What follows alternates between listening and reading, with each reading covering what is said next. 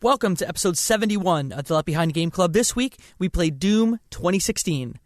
You can find the Left Behind Game Club on all major social media platforms, on Twitter at Left Behind Club, on Instagram at Left Behind Game Club, and you can join our Discord server at leftbehindgame.club, and there's a big old button on the front page. On this episode, we are playing Doom 2016. Mike, we finally played a video game where Mo can live out all of his childish fantasies. Are they fantasies? Are they really? If they're not fantasies, I don't want to know. Yo, finally a gun game. No walking simulators here, folks. We blasting aliens all day. Let's get into it. You're listening to the Left Behind Game Club.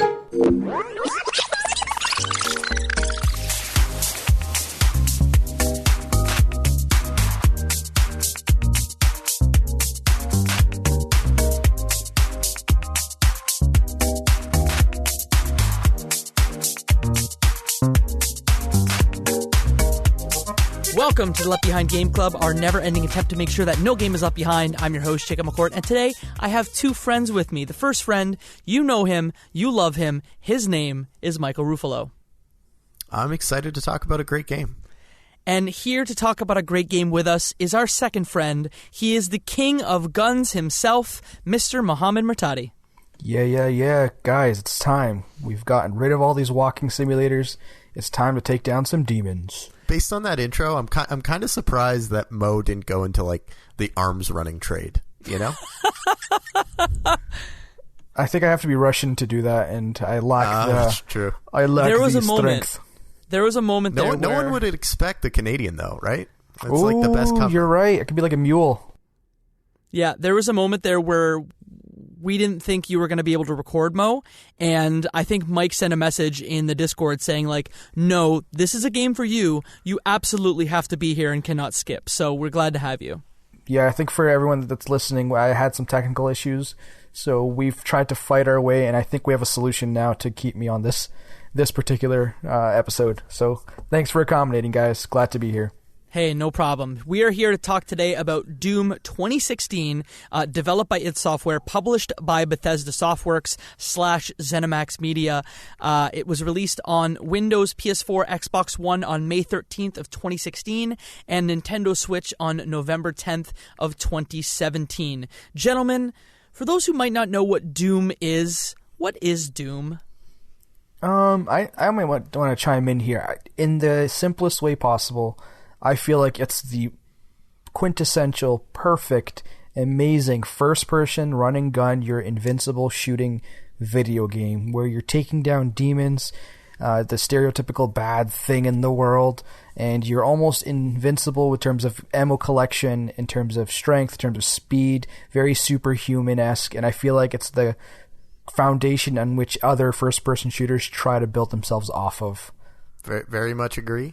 You know, one of the very first shooting games, a classic, the original Doom being a classic, and clearly a big inspiration for all shooters that followed. Yeah, and for those of you who might not know, Doom, the original Doom, was released in 1993 on older platforms, so like on DOS back in the day. There was a Doom 2 released in 94, and then we got Doom 3 in 2004, which came out on like Windows, the original Xbox, and was actually just re-released on Switch and PS4, Xbox One, iOS, Android a few months back. So it's a game that's been around for a long time. What is your experience with the series, gentlemen? I think I want to say I played Doom 3, perhaps on a PC, early 2000-ish. And I'm surprised just because like I usually would stray away from like the scary jump bad guy type of video games. But that was the first time I kind of discovered the cheat code life, where you're able to kind of add invincibility and like God mode. And I think if I remember correctly, that's what kept me playing Doom 3 and kept me beating it, was because of that. That's all I really know. It was a shooter game that everyone kind of raves about, and I'm glad I actually was able to play it because it's pretty enjoyable this time around. Mike, what's your experience? I played the original Doom when I was a kid on PC, and I played just a very short, memorable amount of Doom 3 with, I think the only things I take away from it were flashlights and monster closets. And then, I saw Doom 2016 be announced, and I remember it having a positive, reviews and response when it was released. But I never got around to playing it until now, and I'm really glad, we made it a point to play it on the pod. Yeah, and I guess I'm kind of the same as you, Mike. I played it on PC very short, a very long time ago, and then played a little bit of Doom 3 on the original Xbox. I was very jealous of the PC players because they could get the duct tape mod, which duct taped a flashlight onto your gun, which wasn't originally in the game. You had the Hello Kitty mod that you could add too. There's a lot of different mods. But I've wanted to play this game almost since we started the podcast because it is, from what I'm told, just like a classic fun game, and I would tend to agree with anyone who had that sentiment. Before I asked you guys about how you played it, did you kind of know the men behind the game, John Carmack, John Romero? Are those two names that you recognize? Who doesn't, honestly? John Carmack, a genius, a guy who his intellect is unmatched, a guy who hot rods Ferraris in his spare time. Creates his own aerospace company when he's bored. He is amazing. And then who also does not remember John Romero's amazing hair? I have an idea. I think I know someone who doesn't know. I don't know. When you mentioned them, I kind of was looking around hoping I was with you guys recording because I have no idea who they are. And I'm based off of Michael's rave review of them, I'm assuming they're very well intelligent, smart, funny, and everything people, and I'm assuming they were a major influencer in this game, and I'm glad they exist because they brought us Doom. Yeah, I think they were a 2-man team that built it. Yeah, wow. I think it was a 3-man team. 3-man team, yeah. And then, I know I said some of John Carmack's accomplishments, but I think we should also add that he was one of the original pioneers in VR. And figuring out how to make it so that way people don't throw up when they look at it, and how to bring it to market. He's one of those amazing guys just to hear him talk. And he's now a CTO at Oculus Facebook now.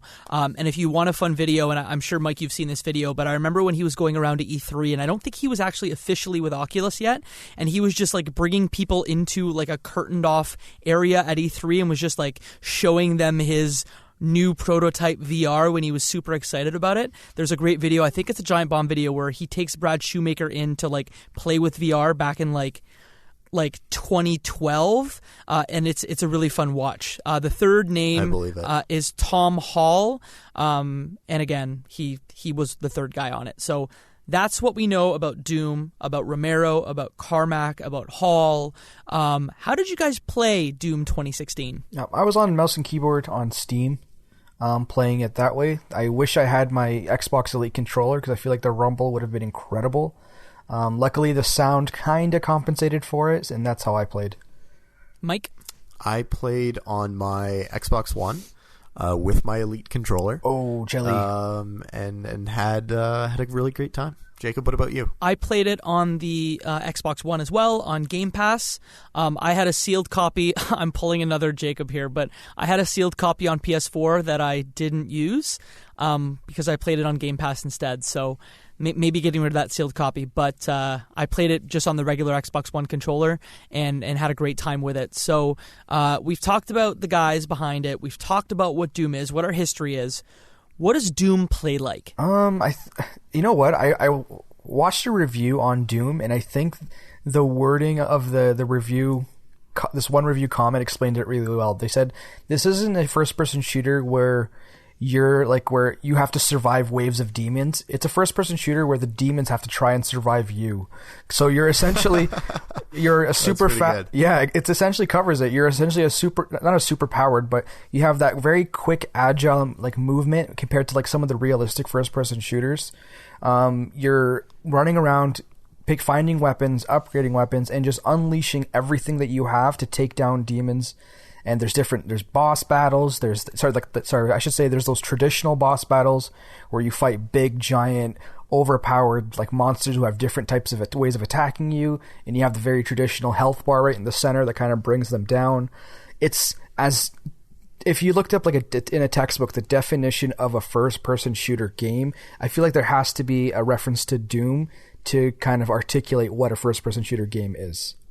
That's how I would kind of describe what it is. Yeah, I would say Doom plays like the ultimate power fantasy. You are a mythical marine in space/hell. And everything is afraid of you. Like, if you touch any of the lore stones, they talk about how the only thing that's left in your wake is death and destruction of the most fearsome demons on hell and earth. And how, the prophecy foretells of you coming back and just obliterating them all. And there's the only thing that can stand up to you are some of the biggest demons that take a billion rockets to take down, and even then, once you get to the game, you realize not even they stand a chance. So it's a huge power fantasy, and it makes you feel incredible, not only in terms of its speed, but like the effects of your actions on hell. Yeah, and I think that like when the designers talk about the game, they really talk about like two factors: the combat chess and kind of the idea of push forward combat. And I don't think I've ever experienced a game like Doom from a first-person shooter perspective. Now, I'm not someone who plays, more than 2 or 3 first-person shooters a year, but I've never felt as powerful and like nothing can screw with me as I kind of did in this game. And the combat chess element is all the different types of demons and how they move and how much health they have and how you can take them down. It's really fantastic. I've not played a game like this in a very long time. Plus, glory kills kind of fit into this as well, right? Yeah, I think one of the things that playing this game made me realize is just how much Halo plays a lot like Doom, and how much Halo owes Doom in terms of inspiration. Because Halo is very much in that same vein of combat chess, and also very much about continuing to push forward and having these isolated little arenas where you're having battles and then moving on to the next. I think one of the coolest things about it that gives you that power trip is just the finishing glow, essentially, of the bad guys when you're able to kind of execute them after you've kind of unleashed your round of choice within them. I don't know about you guys, but I don't think that really got old. I might have stopped using it every once in a while, but like near the end, seeing the different ways you can finish someone just added that cherry on top of that sundae in terms of this game's first-person shooter excellence, I guess. Glory kills never got old to me. Yeah. Oh, really? I got so bored of glory kills. I went through a phase, Mike, where I was kind of the same way, where I stopped. But I always went back to it just to kind of make it a convenience. Did you see the different types too? My favorite element is essentially how, no matter what way you're facing them, there is a glory kill of a unique perspective. Like if you were jumping on someone, you can kind of kick their head down and rip their head off. If you're behind them, rip their jaw. Like it was just the different types of executions really made this game kind of worth the time. I did glory kills quite frequently because it was a great way to replenish your health and ammo and shield and all of that, and also just a quicker way to deal and dispatch these demons. But I felt like the majority of my glory kills were all done from the same angle, and just the animations got pretty rote. I think a little boring. Right, and I guess for me it was like I guess I ignored the repetitiveness of the actual glory kills themselves just because it was such a central part of the actual gameplay. Like, to me, it was as essential as firing a gun, right? If you're not firing a gun, if you're not doing glory kills, you're not playing the game correctly. And although you said, Mo, there's 4 or 5 different types, it can get a little bit old and a little bit rote as you kind of approach end of the game. But it was essential, and like I wouldn't remove it for anything. And you were incentivized to do different types through the challenges in the game. So one of the questions I have for you guys is, what difficulty did you play on? Because this will impact, I think, a lot of whether you did the glory kills or not. Yeah, I was on easy. I was. Here, let me go through the I'm too young to die, or hey, not too rough. Hey, not too rough. But still, I consider it not too rough. Okay. I still consider it easy. That is the easy mode. Yeah, I played it on Hurt Me Plenty, which Oh is my gosh. in the source code it just says medium. So I figured that was like what you're supposed to play it on. Guess how I played it, guys? You played it on I'm Too Young to Die, for sure. I played it on Hurt Me Plenty as well. Oh, Get outta here. Wow, Ooh. bravo. Jacob, this is a first. Bravo. Yeah, I'm graduating from Softboy Academy. So if you play it on Hey Not Too Rough, it will give you the least number of strengths when it comes to like the types of enemies, and it'll give you the normal type of ammo. And if you play it on Hurt Me Plenty, it'll give you like the normal amount of strength in terms of, you know, the enemies that it throws at you. And again, like normal amount of ammo. But if you play it on Nightmare, or if you play it on I'm Too Young to Die, the two extremes in terms of difficulty, it doubles the ammo that you get. So I can see in both of those why you might not do any of the glory kills. Because I found, at least myself, ammo was one of those things that was just annoying earlier on. Yeah. Well, you know Because what? you couldn't find enough? I just couldn't find enough. I was, you know, you find the couple of guns that are actually effective. Oh, like, okay. Who actually used the pistol after, Yeah. you know, the second level? I did. You're a weirdo, Jacob. Why? Wait, maybe we should jump into guns. Did you, Mike? Maybe did you only kind of fixate yourself towards like one or two weapons, or did you kind of cycle through everything? That could also be why you might have ran out as well. Yeah, you know, I cycled out of necessity. But Yeah. I found the guns that are the most effective. And obviously, you know, you save some of the most effective guns for the biggest and baddest demons. Yeah. But I think my go-to was the double barrel shotgun. For sure. For the vast majority of the game. I think my other go-to was the like heavy machine gun. That shot both, you know, little missiles and gave you a scope. Okay, the heavy assault rifle. Yeah, that one. And then, you know, you save the big bad guns like the rocket launcher or the Gauss cannon or the Gatling gun for any of the big guys that are coming at you that, you know, usually take a while to chip away at. Yeah. Okay. So we kind of played it a little similar then in terms of cycling through. Did you guys have any particular favorite weapon? I think, Mikey, did you say the double barrel was your go-to? Double barrel with all of the upgrades, it was so powerful. Yeah. Like so powerful. And I think there's a rune that you can get that allows you to reload twice as fast. And that just, I mean, like the one disadvantage of that double barrel is that, you know, there's some time between when you shoot and when you have to reload. So if you can do that twice as fast, it's like unreal. I found though you don't really need it because you're so mobile yourself. Like you can jump around, move around. Where the reload, is annoying, but I didn't find it too bad. Jacob, what was your kind of go-to weapon? So it's funny because I guess I'm a weirdo because I didn't use the super shotgun almost at all. I used the regular shotgun, I would say 80% of the time. Yeah. And that's because I used the explosive shot, like that The grenade launcher with it. Because you could use that, it would only cost you one ammo. So, like, apart from waiting for the explosive shot to recharge, you could use it as many times as you had ammunition. So, I was using the shotgun, usually to start encounters like the imp. So, like, the feeder enemy would come out. And, like, I got really good at charging the pistol and getting a headshot. So, I would use that to, like, headshot imps really quickly to save my ammunition. And then I actually used the Gauss cannon a lot, the rocket launcher a lot, and the chain gun a lot. Oh, okay. So I did something I do with every single weapon game or like RPG style where you can upgrade weapons is as soon as I start getting weapons or before I start getting weapons, I look up online. What do I max out? What is the most overpowered? I never kind of feel it out in the game. I always try because I've had those traps where I've kind of put all my eggs into one basket and realized, I just upgraded the worst gun in the game kind of thing. So yeah, Mike, it's funny you mentioned that twin barrel because that was like mentioned several places where it's like twin barrel's the best when you get it. Upgrade that, like that's the best one. So I used that a lot once I got it, and then the heavy machine gun with the rockets was my personal favorite just because of I don't know if it was the animations or the little rockets sprouting out from the side. It kind of looked the coolest, and I saved everything else for the big bad guys because I feel like rocket launchers are in every game just always overpowered, and you kind of always want to save them as much as you can.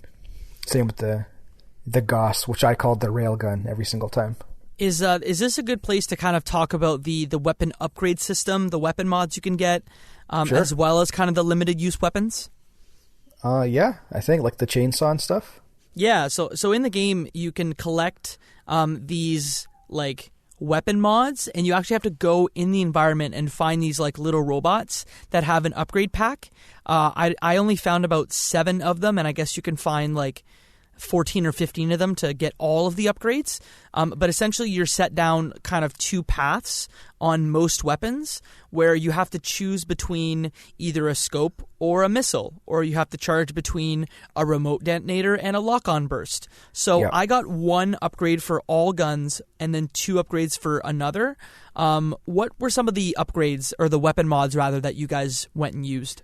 I think for the Gauss cannon, the like zoom in charge scope was one.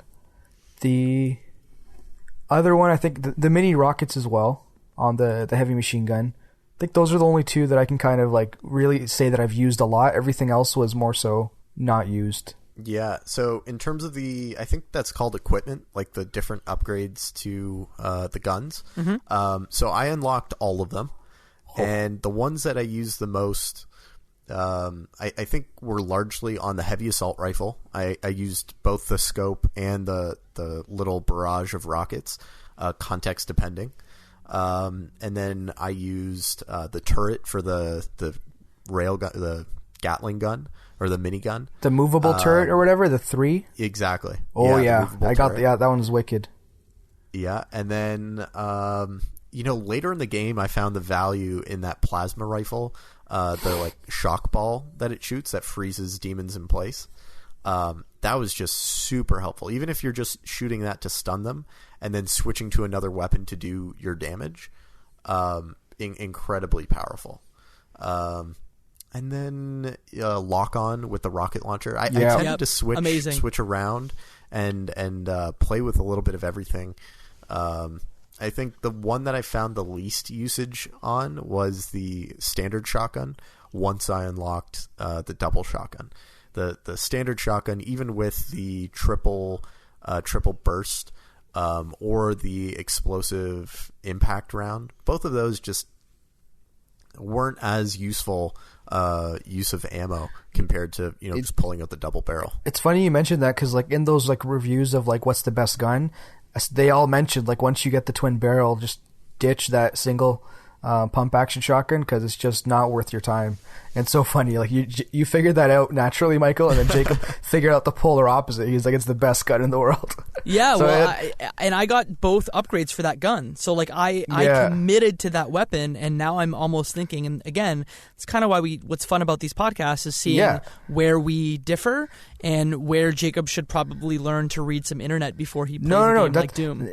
I don't even think you should even say that. I think it's more so like give kudos to the designers for creating a game where any like gamer can figure out their path and figure out a gun to use for their own like entertainment. Like, right, you like that pump action, and Mike liked the twin barrel.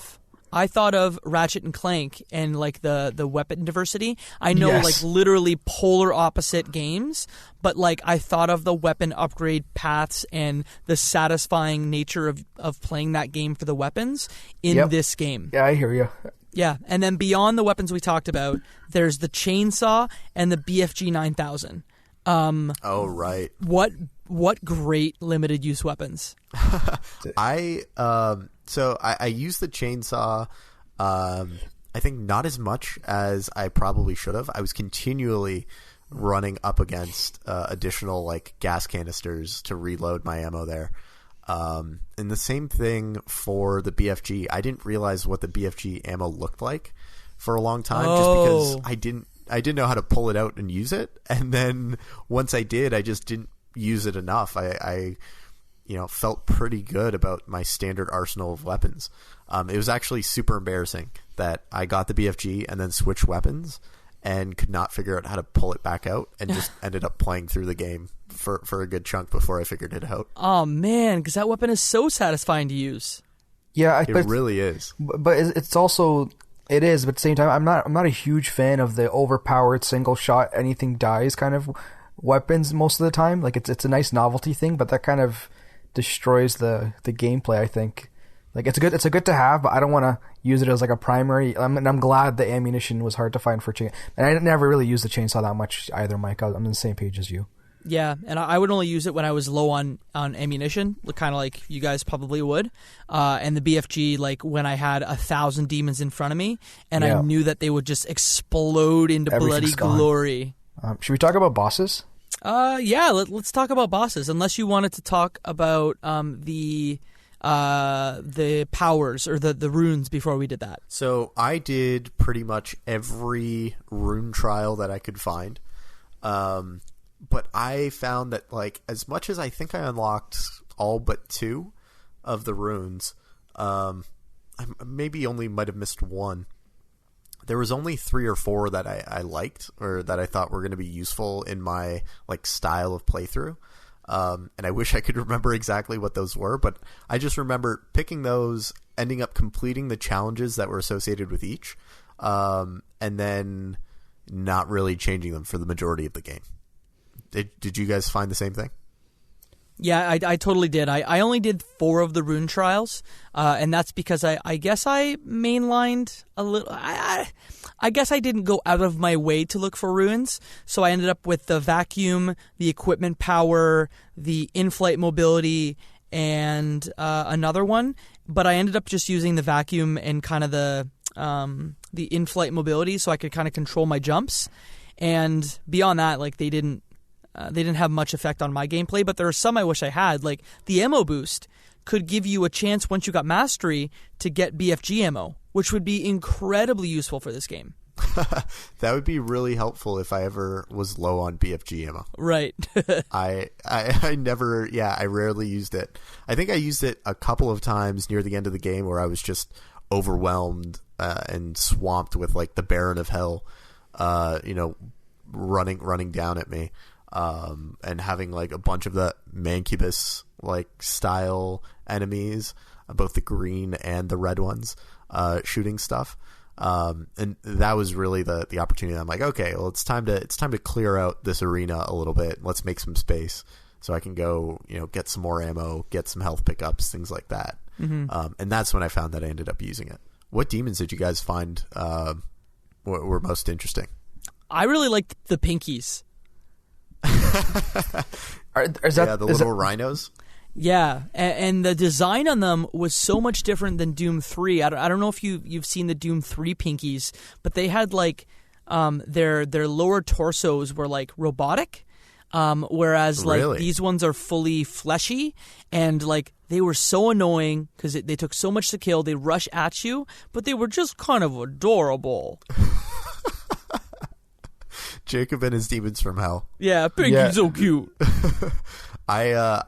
What I found with all of them was that they had consistent weak spots.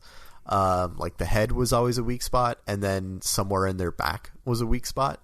And I found that with the double barrel shotgun, you could kill a Pinky in like 2 or 3 shots if you sidestep them like a bull when they ran into a wall and shot them in the back where their tail was. The problem was, though, if one of them kind of came in from behind you or out of your line of sight, because sometimes you'd get rammed and like fly a couple feet and go, what the heck, Pinky?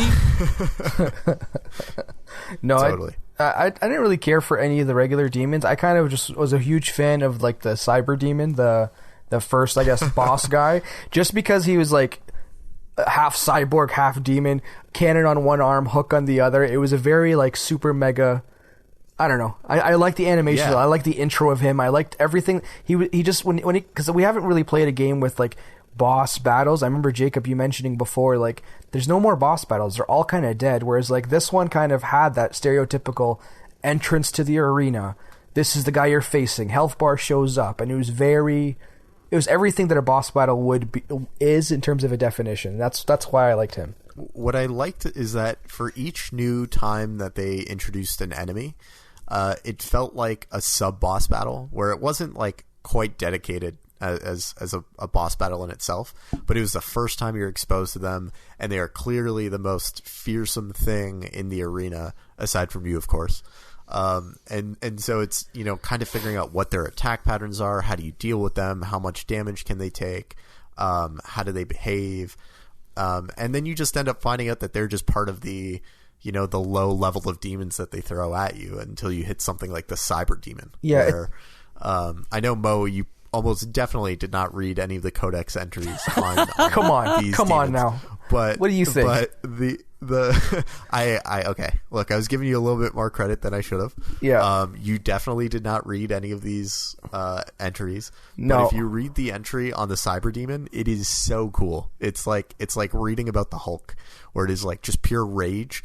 And the only thing they can do is keep it in suspended animation until they have greater technology to like calm it down or control it, because nothing can stop it. Did you like the other bosses in the game? Because we talked about the cyber demon and how cool it was when you had that happen. The Hell Guards were the second set of bosses, and then the Spider Mastermind. I think it's fair to say anything past this, we're probably going to start spoiling story and things like that. So if you want to play the game and you care about the story, I don't think it's important. You may want to stop, but agree or disagree with me, guys. The story really doesn't matter that much in this game, does it? Yeah. Mo, did you know there was a story in this game? No, there's like a general, more or less story, but in a nutshell, I feel like if someone asked me like what is Doom 2016, I would say you're an indestructible force. You're trying to destroy every demon and do whatever the heck you wanted, and then at the end you get stabbed in the back. That's pretty much the story. Yeah, that's pretty much it. That's a great Cliff Notes. Yeah, I can try and build upon that and add a little bit of flesh. Feel free. Only because I think they do a really good job building a story around a franchise that is kind of not known for having anything, and they don't treat it too seriously, and they don't treat the story like it's something to be revered. And they just do a really good job of it. And the concept is someone on Mars unknowingly brings you back as they've released a portal to hell. And what you find out is that humanity's been opening up portals to hell to try and tap into the unlimited Argent energy that's there. And they make this really calculated risk. And one of the scientists that was part of this gets incredibly corrupted by it. And another, Dr. Samuel Hayden, who, as far as I can see, is just a robot or an AI, ends up, guiding you through taking down this corrupt scientist, and closing all these portals to hell until you get to the very end, where he says, I've seen your motivations, and you would just want to destroy every demon, not just the demons we need to. And there's still a calculated risk that we have to make with these portals to hell. So thank you for your service, but I'm going to send you back to hell for now while we continue to try and make this work. Yeah, that's a really good book report. Just so you know, Samuel Hayden lost his original body to brain cancer, and he was now put in an android body. And that's something that's never touched on from what I remember, but that's just what Dr. Samuel Hayden is. I think that's really cool. Yeah, and the indoctrination stuff from Mass Effect kind of comes in a little bit. I appreciated the story and how simple it was, but also like the game nodding at itself and going like, yeah, this story's really dumb, but like we understand it's dumb, so we're gonna have fun with it. Like the first thing that happens in the game is you see like a very wordy screen explaining things to you, and your Doomslayer literally just breaks it, and he's just like, I don't care, bah! And that's how the game starts. It was a hell of a way to start. Yeah, it's like absolutely. It's like they deliver exactly what they're selling. It's not like they don't oversell a story. It's exactly what you want, exactly what you expect. It's nothing more, nothing less. Like a shooter above all shooters.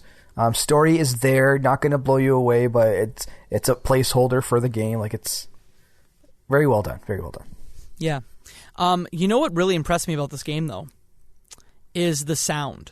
Yes. I don't know if you guys felt the same way. Exact same way.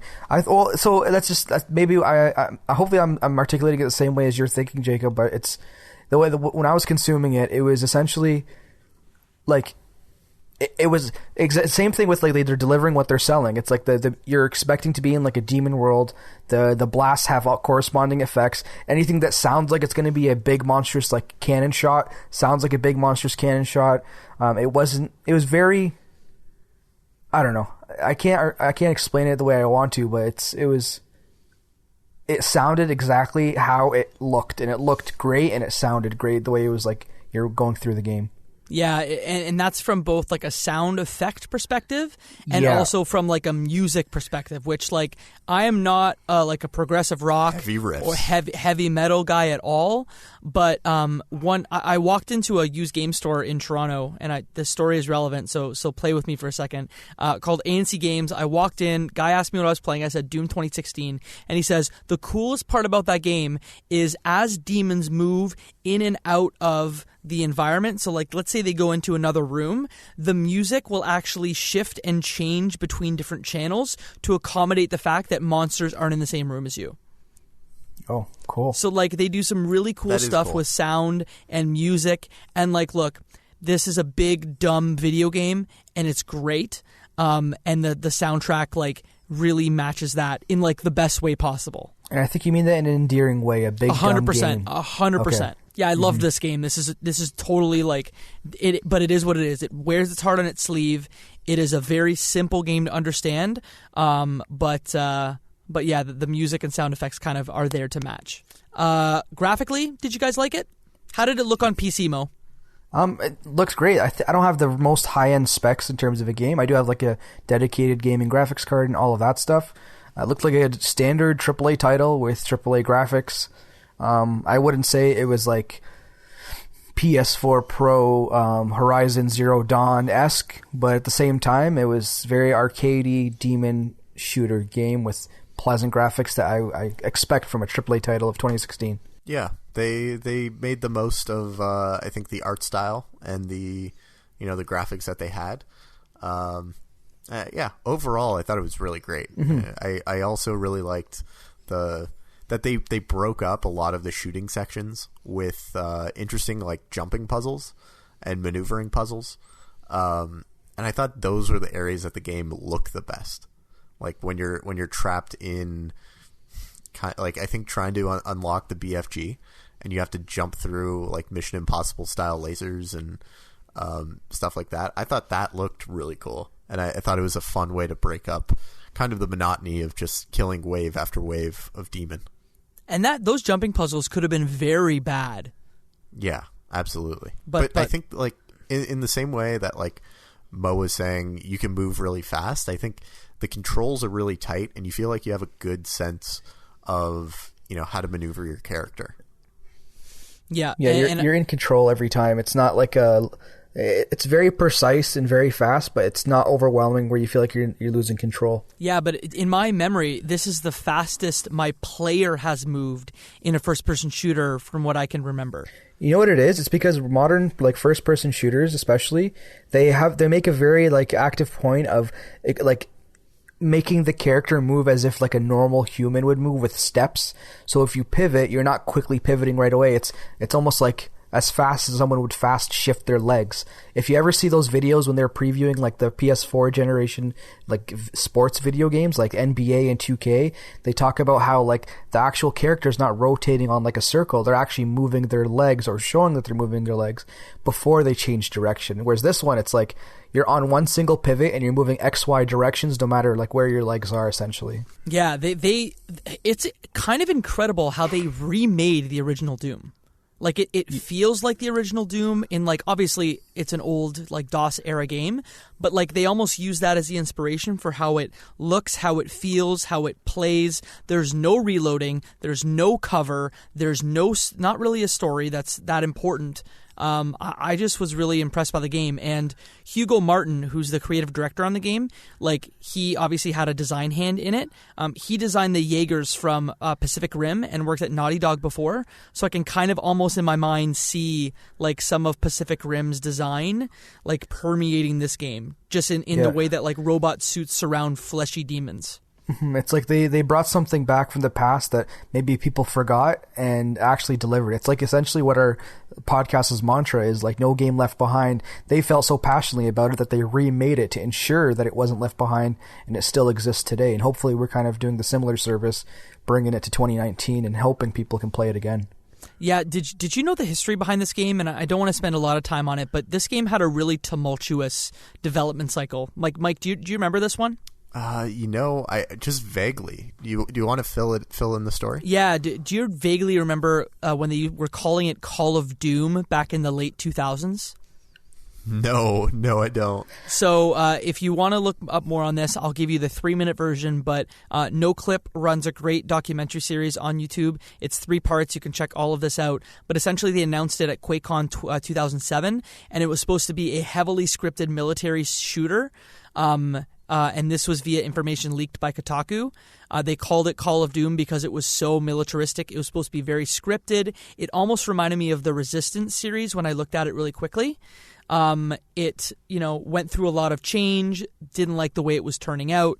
They kind of rebooted it, and at Quake 2014, that's when they showed it as Doom, like as it currently is, and they showed it to a room at QuakeCon, told everyone to put their cameras away, and said, "We are going to show you this game. Please do not put it on the internet. This is a gift to you. You are seeing this first." Nobody leaked it, and they showed it to that room, and the room just erupted because they were so happy of kind of how the game was had morphed from something that they may not have wanted. It looked a lot like Rage, if you remember Rage on the idTech engine, to something that we have today that is really, really fantastic. Did you guys play the original Rage? Can't remember. What's the TLDR? Rage. Mega textures. That's a great way to describe that. It's like, have you seen Rage 2, Mo? I feel like I have played Rage or Rage 2, one of them, because they sound super familiar. Rage 2 came out last year, and Rage came out like in 2009, if I had to guess. Mm-hmm. And it's like desert. It's like the Mad Max video game that just came out last year. Oh, maybe not then. Mega textures, You vehicles. sound so disappointed. Yeah, because the guys are so excited about it. Oh, wait, no, I haven't played this because I've seen the pictures of it. I just never actually got around to it. Yeah, it came out in 2010. So there's your quick history lesson. Like I said, you can find that Noclip documentary on YouTube. It is really great, and it goes into the design and the history of this game. Was there anything in this game that you guys didn't like? Because I have one thing that I want to share. Yeah, I think the only thing I didn't like was the Nintendo Switch sticker price for this game. Because maybe I'm just being ridiculous, but $69.99 I thought was pretty insane for a remake, but maybe that's just me. Besides that, I thought it was exactly what we asked for. Or not asked for, but what we were expecting, like we've articulated so many times at the podcast. I can't say one particular thing kind of irked me or like pushed me the wrong way. I think it was a solid 8 out of 10 style game. Hey, Mike. I'm here. How were the load times? I don't remember any load time. Oh, actually, yeah, they were really long. Yeah, they were real bad. I was gonna say, like, it was there were really long stretches of like level, but in between levels or when you die, it would just it would hang at 95 or 99% for a long time. Yeah, and those load times, like when you were loading up fresh, it could take up to 45 seconds on the console versions. And on the PC, I don't know if Mo probably didn't have this problem, but even when you had to reload from dying, like so I was bad at jumping puzzles, right? So like sometimes I'd have to reload 6 or 7 times. It would take 15 to 20 seconds to reload the game. So that's my only knock on this game is the load times on console are not great. Yeah, so my only complaint, I wish I could have played the Switch version. Like you, Mo, I grabbed my Switch and said, cool, I'm going to buy this on Switch. And I would have totally bought it for like $29 or $39. 100%. I wanted to play this game on Switch for the pod, but I saw that sticker price and I said, okay, I'll just get it on PC for a third of the price. Yeah. Do you guys have any more comments before we take it to some user-submitted questions? No, let's get right to it. Okay, so we got 4 questions that I want to share with you guys. So we'll start with one from @Martin de la Orden. He says, did you guys try the multiplayer mode? Is it worth the purchase? That came in via Twitter. That's That's so funny. I remember hovering over that multiplayer mode like, I should probably check this out.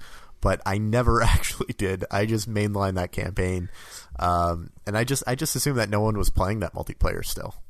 Yeah, we might have done a disservice, but usually with our pods too, whenever there is a multiplayer portion, we should maybe make an active effort to try it. But same thing, Michael. I powered through this in maybe 3 sit-downs. Like, it was definitely try to get the game done great. try to get the game done for the podcast. So I went into the multiplayer and checked it out. It split into 2 sections, snap maps and regular multiplayer, and they were both like almost separate executables that you had to load in separately. Snap maps is like their version of like create your own multiplayer, like modded levels, which was cool. Totally not for me. It seemed interesting to be able to let you develop new levels. And then multiplayer on Xbox, no one was playing multiplayer. I tried, nobody was playing it. So I can't say for sure, but just know it was developed by separate teams. So the quality on it may be a little bit different. I want to say Certain Affinity did the here we go.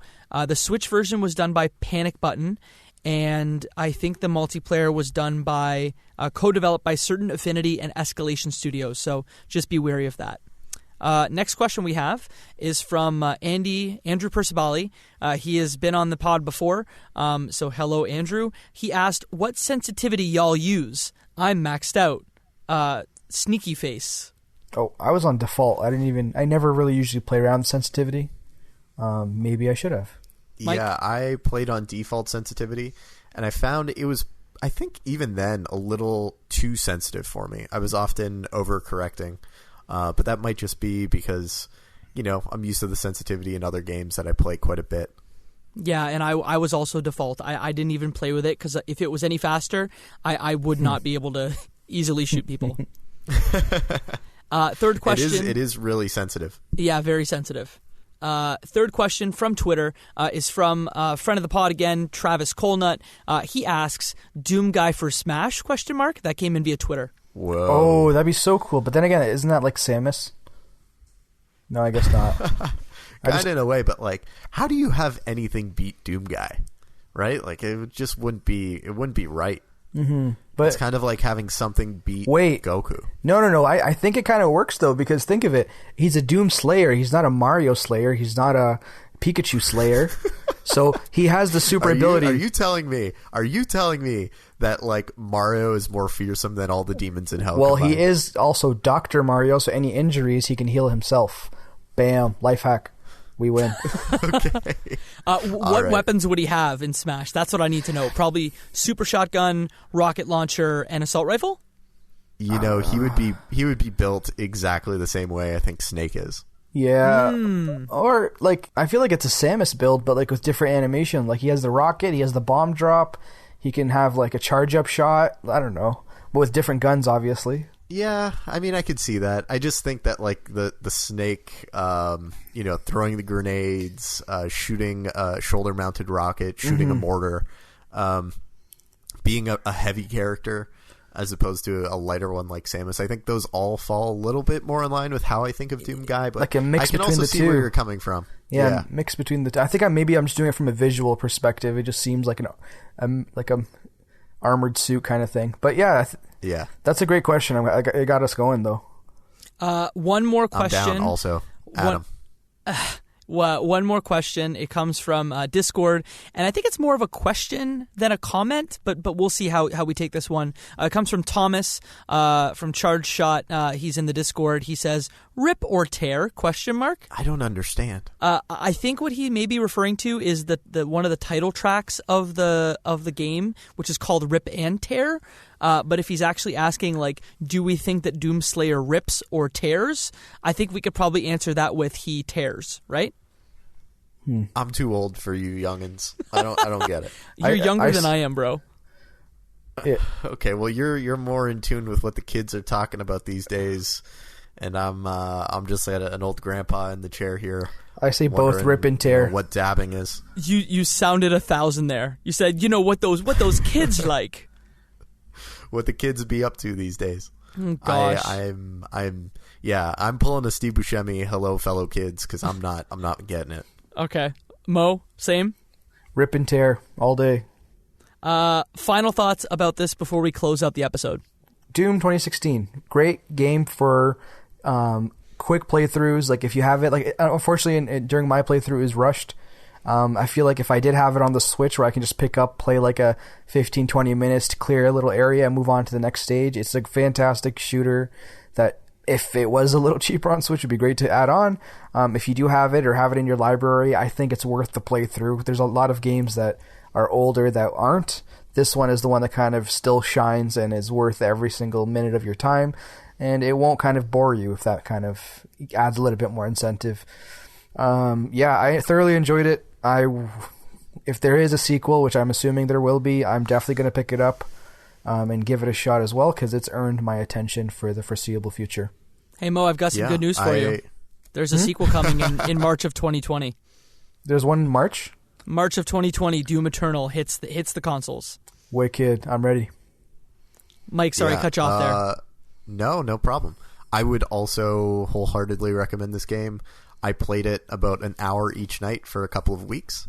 And yeah, I thought it was fun. You know, it's not often you just get to unplug your brain from games these days. They're often demanding your attention one way or another, and this is, you know, you can tune out, kill some demons, not feel too bad about it, and move on. And yeah, just a good use of the time, and especially when it's, you know, free on Game Pass. It's you know, not a lot of reasons to not hop in other than the incredibly huge download size. But all of that aside, a really great time. Really enjoyed it. Yeah, it is a 60 gig download. Holy smokes. It's a big boy. It's a big... There's a lot of demons in that download. Big bloody boy.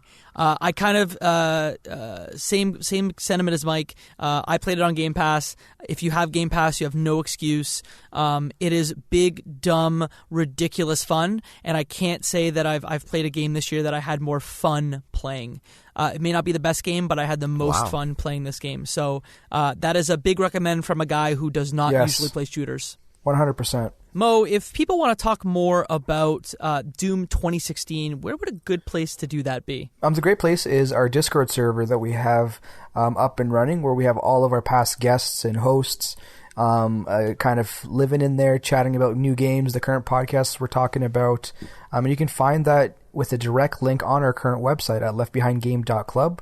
We have a little button that if you click, it'll direct you directly to your Discord server and have you join our club. And we'd love to kind of chat with you. We're on there all the time.